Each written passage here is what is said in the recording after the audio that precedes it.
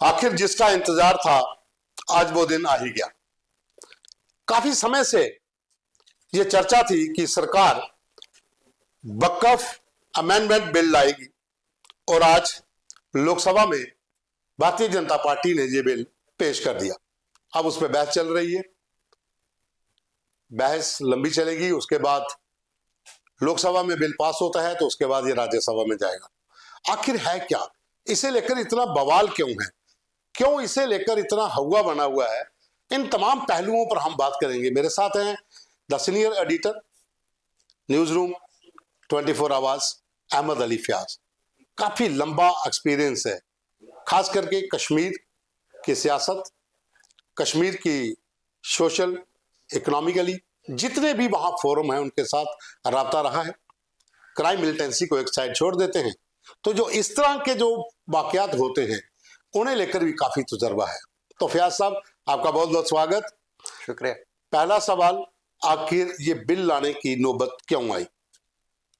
ये बिल लाने की नौबत इसलिए आई कि जो भारतीय जनता पार्टी है, इनका कंटेंशन इस बारे में ये है कि जो हमारे पास इस वक्त तक है सेंट्रल वक्फ एक्ट, वो 1995 का है। इसमें कोई इस किस्म का प्रोविजन नहीं है कि जिन लोगों ने ये बनाया है, जिसको हम यूजर कहते हैं, मतलब कुछ लोग जमा हो जाते हैं, वो कोई एक वक्फ प्रॉपर्टी बना देते हैं। मैं चूंकि ये मुसलमानों से मुतल्लिक है, इसमें मैं आपको बताऊंगा कि किस किस्म की प्रॉपर्टीज होती हैं। ये होता है कोई मदरसा, या होता है कोई श्राइन, या होता है कोई इमाम बारा, या होता है कोई इस किस्म की प्रॉपर्टीज होती हैं, या मस्जिद होती है, तो इस पे एक वक्फ बन जाता है। तो अभी तक ऐसा कोई प्रोविजन नहीं था कि एक सेंट्रल पोर्टल के तहत इनको रजिस्टर करेंगे। इनका अपना एक निज़ाम होता था जिसके तहत जो इनका चढ़ावा होता, जो इनकी आमदनी होती थी, इसका वो खुद ही हिसाब रख लेते थे। इस पे सरकार का कोई कंट्रोल नहीं होता था।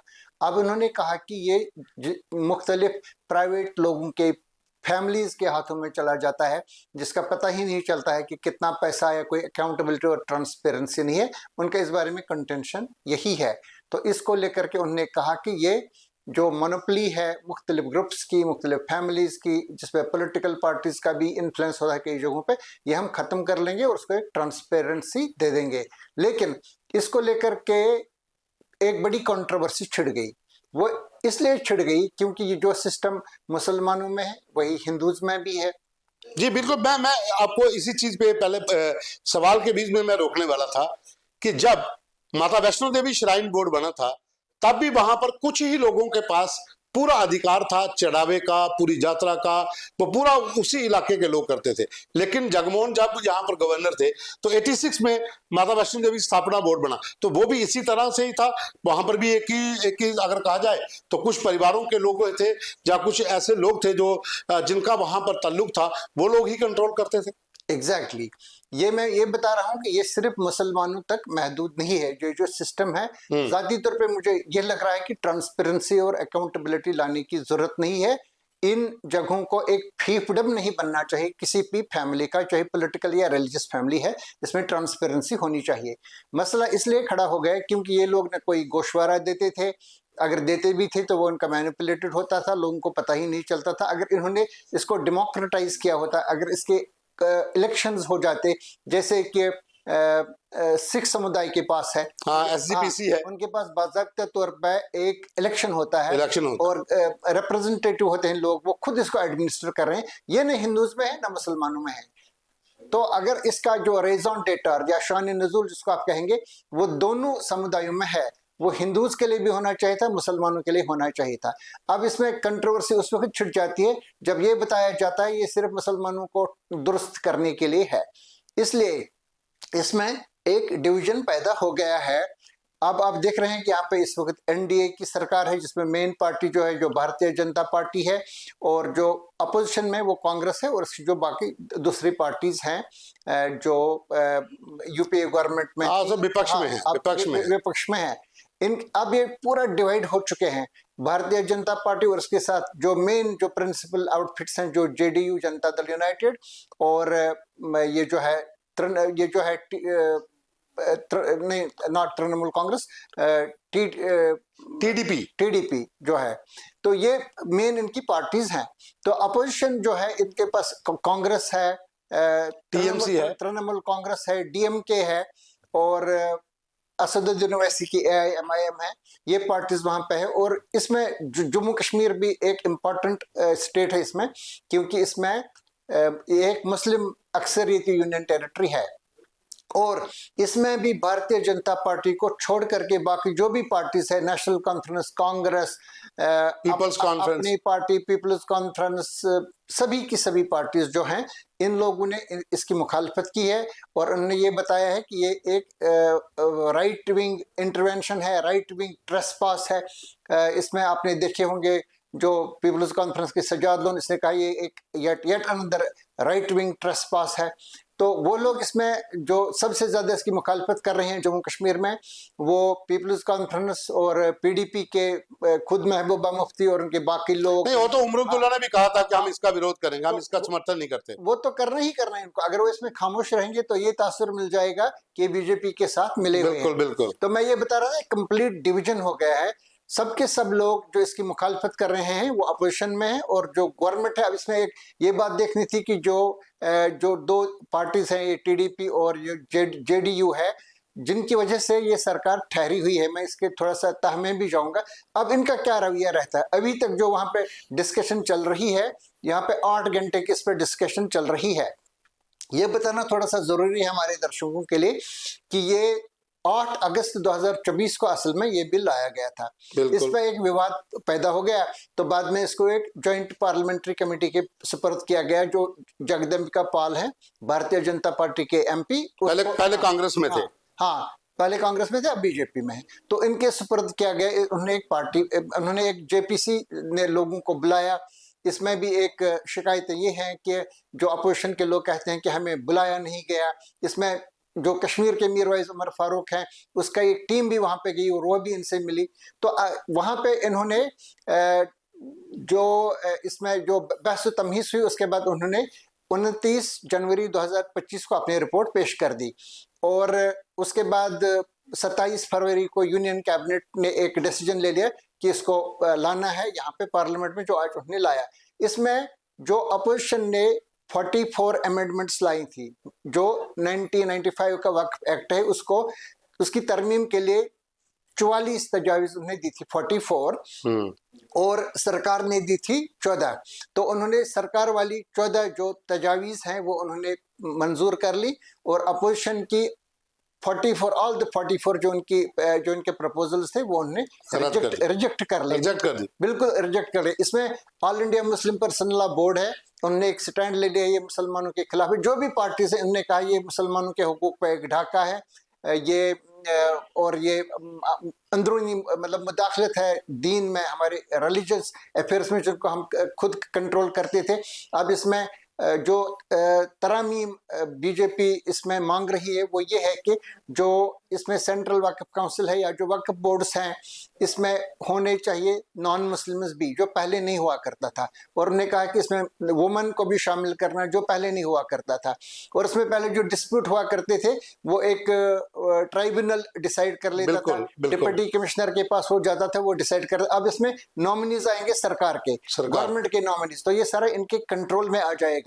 ये इसलिए ये बता रहे हैं, ये अपने लोगों को, अपनी कॉन्स्टिट्यूएंसी को ये बता रहे हैं कि देखिए ये बहुत सारी प्रॉपर्टीज हैं। आपने देखा होगा हजारों की तादाद में ये मसाजिद, श्राइन्स, इमाम बारात। बिल्कुल। हाँ। अब आप बिल्कुल सही। बीइंग ए मुस्लिम, फयाज साहब, बीइंग ए मुस्लिम, जम्मू कश्मीर में शाहदरा शरीफ एक बहुत बड़ी श्राइन है जी। उसी के पैसे से बाबा बादशाह गुलाम शाह जो यूनिवर्सिटी है जी, जो बाबा बादशाह जो गुलाम यूनिवर्सिटी है वो भी चलती है, जहां तक मुझे पता है। जी हाँ, सही बात। माता वैष्णो देवी का जो चढ़ावा है उससे एक हॉस्पिटल चलता है जी, एक यूनिवर्सिटी चलती है, बिल्कुल, एक संस्कृत गुरुकुल चलता है जी, और बोर्ड पूरा मैनेज करके काम करता है। एज ए मुस्लिम, क्या आपको लगता है कि जो कुछ चंद परिवारों के पास ऐसी श्राइन्स थी, इमाम बाड़े थे, मदरसे थे, जो चढ़ावा वहां पर आता था, क्या वो एक्चुअल दिखाया जाता था या फिर उस पैसे का लोगों के काम के लिए, आम जनता के वेलफेयर के लिए इस्तेमाल नहीं हुआ, तभी ये नौबत पड़ी? मेरा इस बारे में ये यकीन है कि नहीं दिखा रहे थे, ट्रांसपेरेंसी इसमें नहीं थी, डेमोक्रेटाइजेशन नहीं थी। कुछ कुछ जगहों पे उन्होंने, जैसे कि आपने जिक्र किया बाबा गुलाम शाह बादशाह यूनिवर्सिटी का ट्रस्ट का, जिसके तहत यूनिवर्सिटी भी बनी, और आपने बताया माता वैष्णो देवी श्राइन बोर्ड का, जिसके तहत बाद में एक यूनिवर्सिटी और एक सुपर स्पेशलिटी हॉस्पिटल बन गए। नॉट ओनली दैट, जो कश्मीर में भी था मुस्लिम वक्फ, जो जिसको गवर्नमेंट कंट्रोल करती है 2002 के बाद, तो उन्होंने भी एक Islamic university of science and technology Awantipora में बनाई, वो भी चल रही है इसी पैसे से। और जम्मू में धर्मार्थ ट्रस्ट है, जम्मू में धर्मार्थ ट्रस्ट है, उनकी तरफ से भी प्रमंडल में उत्तर बहनी में संस्कृत गुरुकुलालय चलते हैं। हाँ, लेकिन ये था कि एक इंडिविजुअली अलग अलग वक्फ थे या अलग अलग यूनिट्स थे, ऐसा कुछ नहीं था कि एक सेंट्रल पोर्टल पे इनको रजिस्टर करना था। ये पहली बार है कि उनको पाबंद किया जाएगा सेंट्रल पोर्टल पर रजिस्टर करने का, और जिसमें ट्रांसपेरेंसी तो आएगी, अकाउंटेबिलिटी तो आएगी। लेकिन अगर ये दोनों रिलीजन्स के बारे में होता, मतलब हिंदूज के बारे में सिख्स के पास तो पहले से ही है, और मुसलमानों के बारे में मेरे ख्याल से इस तरह इसका डिवीजन इस पर नहीं होता। बहुत सारे लोग हिंदूज में और मुसलमानों में ऐसे हैं जो ट्रांसपेरेंसी और अकाउंटेबिलिटी चाहते हैं, जिनका यकीन है कि ये इस पैसे का खर्द बुरद भी होता था। लेकिन जब वो देखते हैं ये सिर्फ एक समुदाय को लेकर के हैं, तो वो इस जो इसकी मुखालिफत है वो उस मुखालिफत में आ जाते हैं, उस पर इम्प्रेस हो ही जाते हैं कि ये देखो ये हमारे मजहबी हुकूक में एक मुदाखलत है। अगर ये दोनों के बारे में होता तो सिचुएशन कुछ डिफरेंट होती। इसका एक जो शानी नज़ुल जो मैंने बता दिया, रेज़ॉन डेटर जो है वो एग्जिस्ट कर रहा है, इसकी जायज़ वजूहत है, लेकिन जिस तरीके से इसको लाया गया है, एक इम्प्रेशन ये मिल रहा है कि एक रिलीजन के लोग दूसरे रिलीजन को कमजोर करना चाहते हैं, और ये अपोजिशन ने ये नैरेटिव पूरे कंट्री में बनाया है, including in Jammu and Kashmir. Fayaz साहब, एक और सवाल इसी में से निकल रहा है, बहुत से लोगों को कंफ्यूजन है, खास करके जम्मू कश्मीर में, क्योंकि यहाँ पर बहुत से ऐसे लोग हैं जो रिफ्यूजीज हैं, उनके पास जो लैंड है, जिन्हें कुछ जगह पर हम जम्मू के भीतर, आपको पता है औकाफ, क्या वक्फ बोर्ड और औकाफ ये दोनों अलग अलग हैं? जहाँ फिर लोगों के अंदर जो इस समय एक र्यूमर के तहत जो लोगों में बहम डाला जा रहा है कि जो औकाफ की प्रॉपर्टी है वो भी अब सेंटर में जो बिल आ रहा है उसके बाद वो आपकी हो जाएगी। ये बात तो सही है कि इसमें एक तो एक रजिस्ट्रेशन होती थी, दूसरा ये होता था इनके डिस्प्यूट्स होते थे। ये सारा का सारा उस कमेटी के हाथ में आ जाएगा जिसके नॉमिनी, जिसका कंट्रोल गवर्नमेंट के पास होगा। ये बात सही है। जो वक्फ बोर्ड यहाँ का है इसकी इफादियत कम हो जाएगी। हालांकि यहाँ पे अभी देख रहे हैं आप, चेयरपर्सन है दरख्शान अंद्राबी जी, वो वहाँ पे है, उन्होंने इसकी हिमायत की है इस बिल की, लेकिन बाकी सारे के सारे लोग इसकी मुखालफत कर रहे हैं। और जो अभी तक निज़ाम भी था ना, वो सब के सब वक्फ को कंट्रोल नहीं करता था। मिसाल के तौर पे जो हजरत बल का वक्फ है, जो बाबा बुढ़न अली शाह का वक्फ है एयरपोर्ट के पास, इनको सरकारी जो वक्फ है ना वक्फ बोर्ड, वो इनको कंट्रोल करता था। बहुत सारे वक्फ है, जैसे जामे मस्जिद का वक्फ है श्रीनगर में, जैसे शिया वक्फ है, सभी के सभी, इसमें से कोई भी गवर्नमेंट वक्फ के कंट्रोल में नहीं है। इस बात के बावजूद जो उन्होंने अपना एक्ट वो सारा बनाया था, उसमें ये था कि उनको हम ले लेंगे, लेकिन उन्होंने वो कभी उसमें ना कोई इंटेंशन दिखाया, ना इसमें कोई सीरियस नहीं। This is a failure of the BJP government and the chairperson Waqf board, ये एक हकीकत है। अब ये एक फर्क है इसमें कि अब जो निज़ाम ये ला रहे हैं, इसमें ये सभी प्रॉपर्टीज को एक पोर्टल पे लाएंगे। ये अलग अलग नहीं रहेगा, ये शिया वक्फ है, ये सुन्नी वक्फ है, अब इकट्ठा हो जाएगा। हाँ, ये सारा के सारा जमा हो जाएगा। अब इस पे बाज़ाब्ते तौर पे मैंने बता दिया, इसमें डिवीजन है। अब सबसे इम्पोर्टेंट बात ये है कि इस पे आउटकम क्या आ जाता है। अभी जो मैंने बता दिया जेडीयू और टीडीपी का देखना था, इन दोनों ने पार्लियामेंट में इसकी हिमायत की है, उन्होंने मुखालफत नहीं की। अगर वो मुखालफत करते तो अलग बात थी। आपने देखा आज एसपी पार्टी जो है इसकी मुखालफत कर रहे हैं, अखिलेश यादव, उसने एक जोरदार तकरीर की इसके हक में। बाकी लोग जो इनके मुखालिफिन हैं वो सारे के सारे लोग बीजेपी के इसमें साथ दे रहे हैं। ये तो क्लियर है, ये बिल पास हो जाएगा, क्योंकि 543 के हाउस में 272 वोटों की जरूरत है पास करने के लिए। इनके पास 293 है लोकसभा में। इसी तरह से राज्यसभा में जब ये जाएगी तो इसको 118 वोट्स की जरूरत है, वहां पे इनको 125 वोट है। सो दिस इज क्लियर, ये बिल पास हो जाएगा। मैं औकाफ की बात कर रहा था, मैं यही बता रहा था कि ये जो वक्फ की अमेंडमेंट वाला बिल है, जो वक्फ को कंट्रोल करेगा, इसमें ये सब आ जाएगा, इसमें ये सब आ जाएगा। इसमें वो अलग अलग नहीं रहेगा, जो जैसे पहले यहाँ पे था सरकारी वक्फ एक था और हजरत बल का वक्फ वो अलग अलग थे। हाँ, ये हजरत बल का नहीं, जामे मस्जिद का वक्फ अलग था, किसी इमाम बाड़े का वक्फ अलग था। नहीं, इसमें ये सब के सब आ जाएंगे। इसको लेकर के इनसिक्योरिटीज हैं, रिजर्वेशंस हैं इन कम्युनिटीज में, जिसका जवाब सरकार दे देगी। फयाज साहब, इसी पे से एक सवाल और निकल रहा है और मुझे लगता है कि इसके ऊपर भी बात होनी चाहिए। जब 2017 में नोटबंदी हुई थी जी, तब जितनी भी श्राइन्स हैं इनके ऊपर ये आरोप लगे थे कि अधिकांश बड़े बड़े लोगों का पैसा यहां पर खप गया था। एज जर्नलिस्ट हमें we have reasons to believe कि कई जगहों पे ये हुए। हम ये नहीं कह सकते हैं, एक स्वीपिंग रिमार्क पास करेंगे कि सारे मुल्क में, हाँ नहीं, हाँ, जो कुछ खबरें थी, लेकिन कई जगहों पे we have reasons to believe कि कई जगहों पे हुआ, क्योंकि ये जो प्रॉपर्टीज होती हैं, रिलीजियस प्रॉपर्टीज, इनके पीछे होते हैं पॉलिटिशियंस भी। बिल्कुल, अगर जो भी आप जिसका आप नाम लेंगे मैं आपको बताऊंगा उनके पीछे पॉलिटिशियन कौन है, आप अच्छी तरह से वाकिफ हैं। यही होती है इनके पास रिजर्वेशन, ये किसी पॉलिटिशियन को नाराज नहीं करना चाहते हैं। इस बीच में ये अपनी कॉन्स्टिट्यूएंसी को मतलब एक अपीजमेंट में नहीं करूंगा, उनको मुतमईन करने की कोशिश कर रहे हैं कि हम इसमें ट्रांसपेरेंसी लाए हैं, दूसरे समुदाय के खिलाफ ये मतलब फ्री फॉर ऑल नहीं रहना चाहिए। और ये भी अपने अपने तौर पे बता रहे हैं कि जो इनके पास पैसा है इसका कोई हिसाब नहीं है और आगे से भी पता नहीं ये कहाँ जाता है, हो सकता है सबवर्सिव एक्टिविटीज के लिए जाता होगा। तो अपनी कॉन्स्टिट्यूएंसी को इस तरह से मुतमईन करने की कोशिश कर रहे हैं।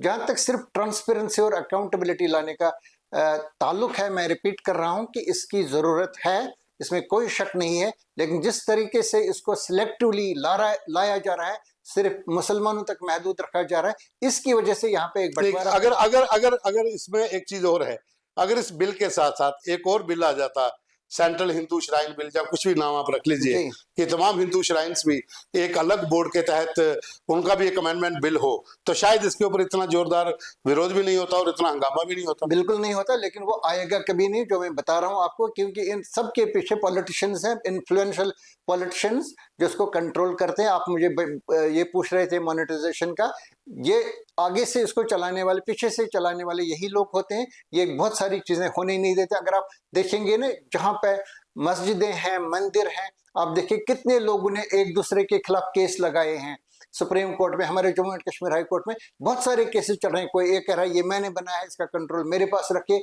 दूसरा कोई कह रहा है मैं इसका महंत हूं, ये मेरे पास रख। ये सारा क्यों है? ये इसलिए है क्योंकि इसमें पैसा है, और बिल्कुल मतलब बेशुमार पैसा है, ऐसा नहीं बहुत कम है। और इसमें कई जगहों पे मर्डर्स भी हुए हैं इस चीज को लेकर के कि कंट्रोल मेरे, बहुत से डेरे हैं, बहुत से ऐसी जगह। इस बात का सबूत है कि ये जो लोग इसको चला रहे हैं, इनमें कई ऐसे हैं जो इसमें से पैसे बनाना चाहते हैं, जो फिर इसके बिजनेसेस बनाना चाहते हैं। आपके पास जम्मू में भी कई मिसालें मिलेंगी, कश्मीर में भी, जिन लोगों ने स्टोन क्रशर्स बनाए, ठेके बनाए, बिजनेसेस बनाए, जो उन्होंने इस चीज से ले, वो अभी तक भी कंप्लीटली अनब्राइडल्ड है। उनको बिल्कुल अकाउंटेबल बनाने की जरूरत है, लेकिन अभी तक उनको कभी नहीं बनाया गया है। कोई ना कोई कमजोरी है हर एक सरकार के पास, जो आज की सरकार थी है, इनके पास भी, जो इससे पहली सरकारें थी उनके पास भी थी। बहुत बहुत शुक्रिया फैयाज साहब, आपने विस्तार से इस पूरे मुद्दे पर हमें बताया। बिल्कुल सच भी है कि मंच मठ हो, इमाम बाड़ा हो, मदरसा हो, जहां कोई ऐसी श्राइन हो, या फिर कोई बड़े मंदिर हो, या फिर कोई ऐसी प्रॉपर्टी हो जो धार्मिक आधार पर जिसके ऊपर कुछ परिवारों का कब्जा हो, वो जो पैसा है, वो पैसा कहाँ जा रहा है, वो पैसा कहाँ पर इस्तेमाल हो रहा है। और खास करके वक्फ को लेकर जो काफी समय से ये एक बात चल रही थी कि जो पैसा आता है वो पैसा आखिर कहाँ जाता है। अब जो बिल आ रहा है, जो बिल आया है, इसके ऊपर बहस, और जाहिर सी बात है वो पास हो जाएगा क्योंकि नंबर्स हैं, उसके बाद राज्यसभा में भी होगा, शायद इस पर ब्रेक भी लग सके। और दूसरी ओर, क्या वो लोग जो इस पूरे नेटवर्क के अंदर अपना धंधा चलाते थे, क्या उनका भी काम रुक पाएगा? अगर गवर्नमेंट अपने अधीन सब कुछ ले लेती है तो सरकार के नुमाइंदे वहां पर होंगे, और जो वहां पर जो दूसरा सिस्टम चल रहा था उस पर ब्रेक लगेगी। और साथ में जो एक आशंका थी कि कुछ ऐसी चीजें हैं जो वक्फ के अंदर हैं जहां से दूसरी तरफ भी पैसा खर्च होता है, हम इनडायरेक्टली कह रहे हैं, शायद उस पर भी रोक लग जाए।